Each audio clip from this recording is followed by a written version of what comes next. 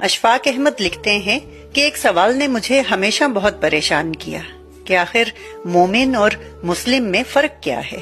بہت سے لوگوں سے سوال پوچھا مگر کسی سے بھی کوئی تسلی بخش جواب موصول نہ ہوا۔ ایک دفعہ گاؤں سے گزر رہا تھا، دیکھا کہ ایک بابا گنے کاٹ رہا ہے۔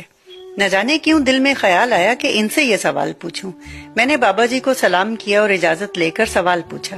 بابا جی نے تھوڑی دیر میری طرف دیکھا اور جواب دیا، پتر مسلمان وہ ہے جو اللہ کو مانتا ہے اور مومن وہ ہے جو اللہ کی مانتا ہے۔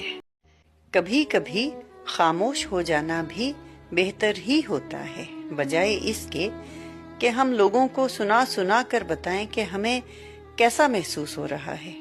یہ امر اس وقت مزید تکلیف کا باعث بنتا ہے جب لوگ ہمیں سن تو رہے ہوتے ہیں مگر ہماری کیفیت، درد اور تکلیف کو سمجھ نہیں پا رہے ہوتے۔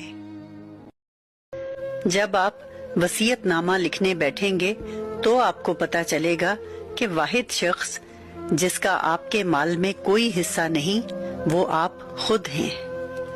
پیسہ ہمارے ساتھ نہیں جائے گا، ہمارے اعمال ہمارے ساتھ جائیں گے۔